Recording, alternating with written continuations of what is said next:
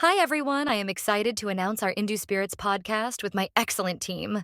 We'll be starting deep dive on many interesting topics exploring holistic living. Hey! Hi, everyone. Hello! Okay, so get ready for a fascinating deep dive today, folks. Yeah.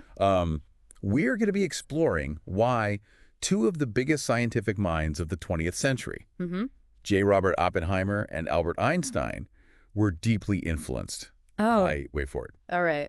the Bhagavad Gita. Interesting. You sent this in, so clearly you're a treat. For sure. Let's see what we can uncover. Yeah, let's dive in. So, the source we're looking at today is a YouTube video from a channel called Into Spirit. Interesting. And it explores connections between science and ancient wisdom. Cool. And specifically, this video looks at why Oppenheimer and Einstein, respected the Bhagavad Gita. Right. But it doesn't really go deep into what the Bhagavad Gita actually is. I see. So if you're curious about that, Yeah. definitely look into it. Definitely. But for today, let's focus on those connections. The Oppenheimer and Einstein. Yeah. Yeah, sounds good. So should we start with Oppenheimer? Yeah, let's start there. All right, so the video mentions that he was fluent in Sanskrit, Wow.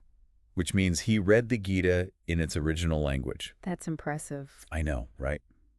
That already says a lot about his engagement Absolutely. with the text, wouldn't you say? Oh, yeah, definitely. And of course, there's that famous quote of his, after the first successful nuclear test in 1945. Yeah.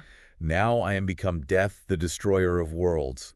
Chilling. It's a line straight from the Bhagavad Gita, Oh, wow. spoken by Lord Krishna. Interesting. What do you make of Oppenheimer choosing those words? That's such a... It's such a momentous and arguably terrifying occasion. Yeah, it's definitely a heavy quote, you Yeah. know, and I think it speaks to the immense weight that Oppenheimer must have felt. Right. Like, he understood the destructive power he had unleashed. Totally. And the Gita, with its themes of duty and action and consequences, you know, Yeah. it seems to have offered him a way to process those feelings. It's like he saw himself in Arjuna, Oh, yeah. the warrior in the Bhagavad Gita, Right. who is faced with this terrible moral dilemma on the battlefield. Yeah, both of them had to make choices with devastating consequences. Right. Choices that went against their very nature. Yeah, and do you think that the Gita's message of detachment, Oh, that's interesting. of doing one's duty without being attached to the outcome, Mm-hmm. do you think that might have also resonated with Oppenheimer as he grappled with the implications of the atomic bomb? Absolutely. I mean, that's like a core concept in the Gita, right? Yeah. To act with purpose, but detach yourself from the fruits of those actions. Yeah. That's a powerful idea for anyone wrestling with the complex ethical dilemmas, Yeah, especially on a scale like Oppenheimer faced. absolutely.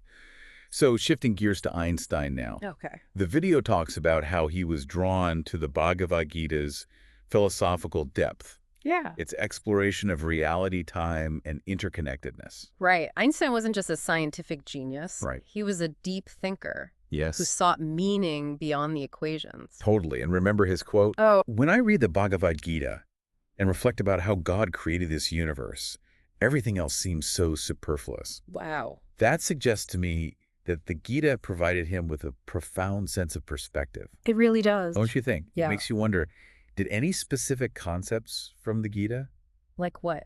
like the idea of a unified reality or the interconnectedness of all things, Yeah. influence his scientific work? It's possible. Right, because he was searching for a unified field theory. That's an intriguing thought. Yeah. It's certainly possible that these ancient ideas presented in a philosophical context resonated with his scientific pursuits. Right. You know, even his theories of relativity, with its emphasis on the interconnected nature of space and time, could be seen as having a sort of philosophical echo in the Gita's concepts. It really highlights how seemingly disparate fields like science and philosophy Yeah. can actually intertwine in fascinating ways. Precisely. And that brings us to a question for you, dear listener. Ooh. What other ancient texts or philosophies Might hold unexpected insights for modern scientific thinking. That's a great question. What connections can you draw? I love it. Yeah. It's a reminder that there's always more to explore, Oh. more to discover. Mm-hmm. Thanks for taking this deep dive with us. Yeah, thanks for listening, everybody. See ya. Bye. Bye. Yeah.